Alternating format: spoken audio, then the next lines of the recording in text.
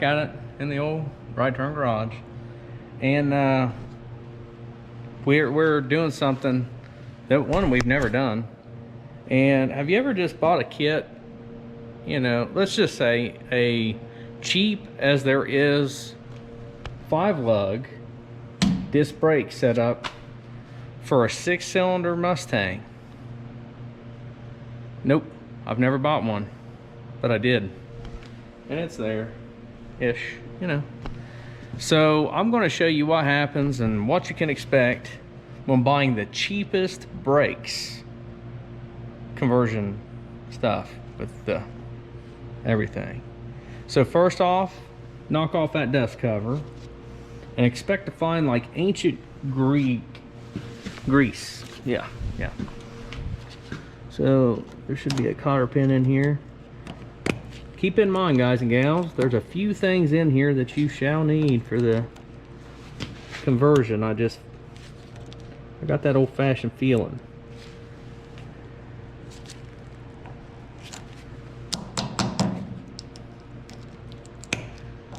I ain't gonna lie, this is not fun to do one-handed here. So just gotta get that cotter pin out of there.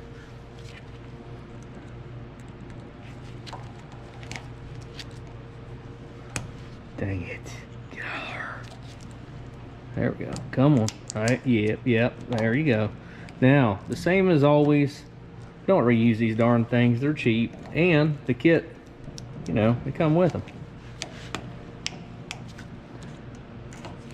If I can get it, there we go. That was easy. So now you take this castle nut kind of catcher thing, you set that sucker to the side. You're going to need him again, along with this guy. Now, did you see how tight that was? The reason why is that's set about the right way. Yes, it is. That grease is vintage. Look at that stuff. But it's still doing what grease do. It's keeping it greasy. So you'll need this nut, the castle nut keeper thing over there, and this washer. The kit that I bought does not come with this particular washer. Yeah, come on, if you just, this guy, and it is a special one.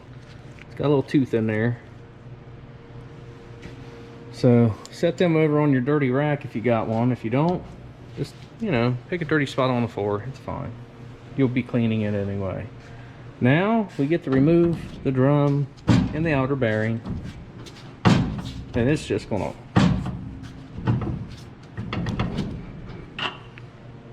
that fella's actually not in bad shape, is he? Nope, got a lot of old grease in him.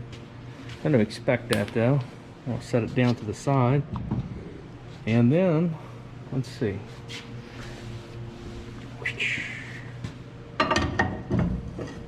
Nope. Yep. Maybe. Looky there. You just look at it. Somebody that did drum brakes probably knew how to adjust these fellers, right? Telling you. Yep. I mean, the shoes don't seem to be catching a whole heck of a lot.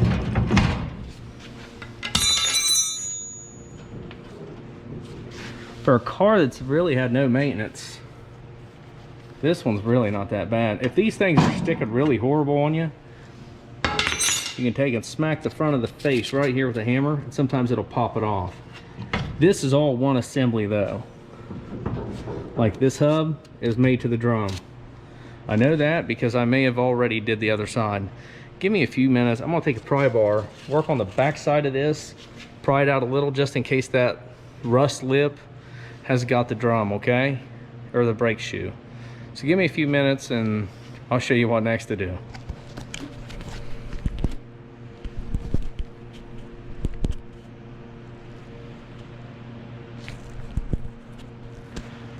What the world? It's not.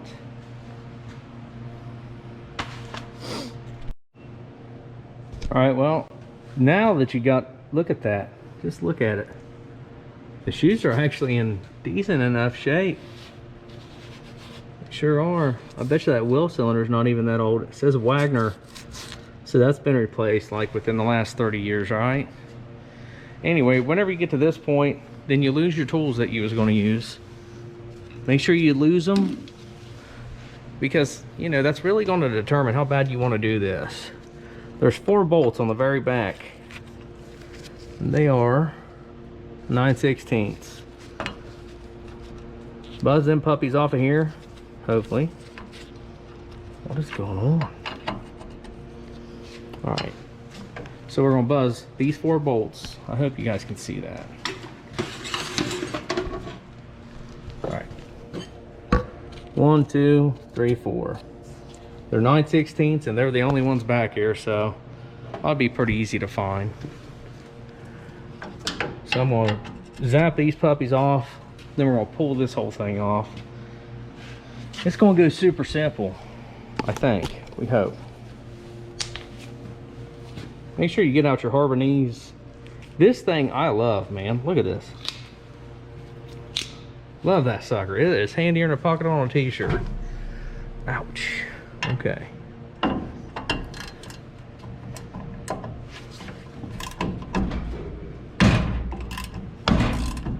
Good. They're not even, I want to say it, they're not even tight. And it looks like they can't spin very well because it looks like it's locked against the center of the hub on this backing plate, so that's even better. All right, so I'm going to take this off real quick. Give me a second to get these 4 bolts out, and then we'll move on to the next step. All right. Okay, so I went ahead and took that off of there, and I cleaned all that up, and then I put brand new grease all the way around because you know, this thing's been sitting for yeah, I don't even know, probably close to 40 years, I'm guessing. At least a good hard 30 plus. Yep. Anyway, so we cleaned all that off, and if you've got any destructions like I did, they look very, very shady. I mean, just, yeah. So old Dad's gonna break it down for you, okay? Because there's just no,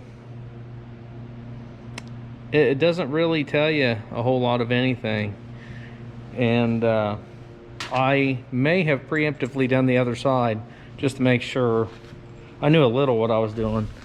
So I got these brackets, pocket full of bolts and these things here, right? So the first thing you're going to put on is this roundish kind of guy like that. Now the picture shows it like this. And there is an up and a down side to this. How do I know?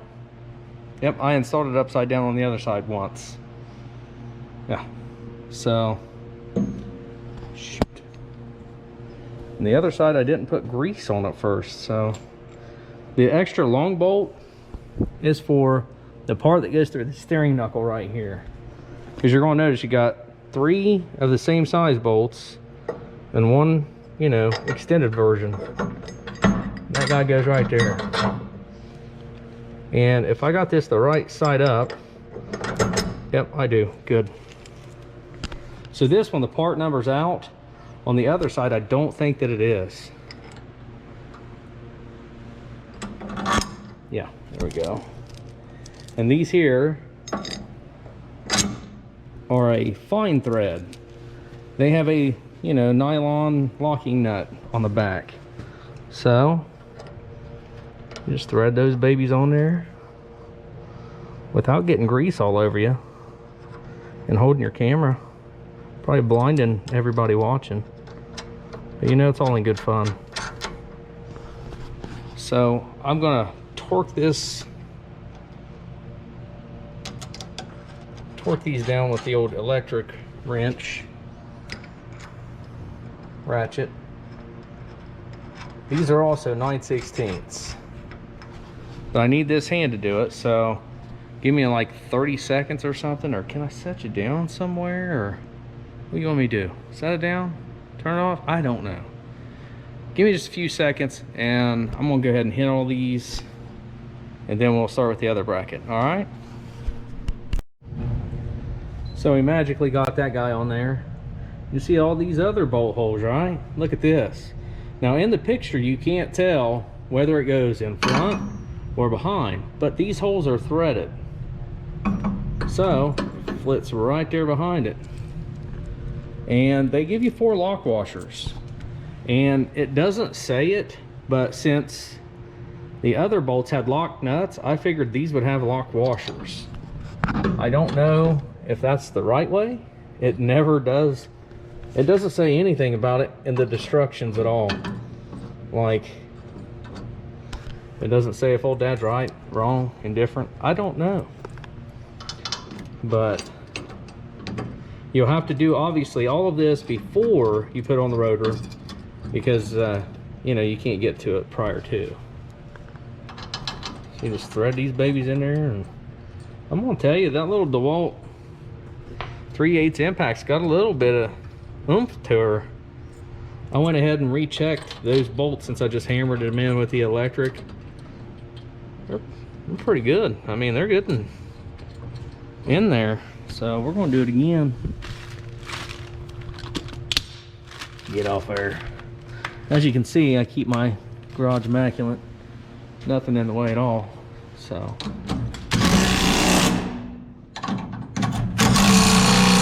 you want to torque them.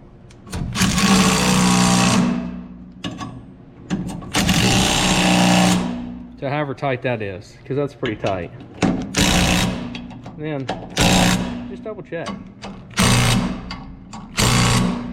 Now, this typically would be where you pack your wheel bearings. As you can see, I went ahead and did it. Put a lot of grease in the center there. Yep, check. That's why I used my grease gun. I kind of cheated a little bit, and or just used my noggin. And once you get the back all done, you'll have to tap that seal in. The seal always goes towards what you're facing, what you're sealing. The seal goes towards what you're sealing. And besides that, it has a nice metal, see that? And you can just tack around that real easy, get it in there, no problem. Make sure you get that front guy too. Now, I'm probably gonna need both hands to do this, because I'm gonna slide it up in there. Then we're gonna slide the front bearing up in there. And this one has a little twist. It says in the instructions, put this spacer in between. Okay, you put your bearing on, then you put this on after the bearing, then the washer, the nut, and the castle nut. I don't know. I don't know. That's just what it says. That's what I did. And we're going to see what happens with that. We already know it fits just fine. But I want to show you guys, okay? So give me a few seconds to get this on there. I'll show you what I mean. And we'll baby step it from there. All right? All right. So this is the rotor. The bearing's in there. Here's that little, they call it a spacer. So it goes in the special nut with the little nipple on him there. He goes in there. Then your nut. Okay? Now, y'all remember how tight that was to begin with, right? So we're going to go in. And here, see that? Turn him a few turns. Take him in a little bit, and you feel, hear how you got a little drag there? That's good. Now for the castle nut, boom, you put him on there until he lines up. Okay, then you take your cotter pin. Now this doesn't matter if you go through the bottom or the top, as long as you get that guy in there. And he's got to fit both ways. There you go. Hold on a second. Don't you do it. Careful. Don't be like that. The last one was like that. Oh yeah, duh. The rotor rotates, if you didn't know that. we're going to take our little persuader and what in the, well, you just go in there. What's going on here? Why are you being like that, guy? Maybe if we turn it upside down, does that make a difference? Nope. Okay, so we're going to rotate it. The good thing is there's like multiple sections of, like, you know, ways to get that feller in there. Don't do it. Be gentle. There we go. I think. There we go. Now, this is just the way I was taught to bend them different ways. That guy goes this way, up and over, like that. Bend him close. That way so your grease cap fits on there with the easiness, you know? Where did I put the grease cap? There it is. Highly organized. Nope. This grease cap fit like crap on the other side, and it's going to fit like crap on this side. I think that that's hitting it. I think. Either way, we'll figure that one out here in a minute.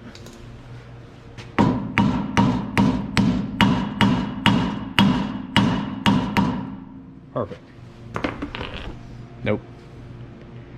It's still doing its thing with that. So I don't really know what's going on there. It's so weird.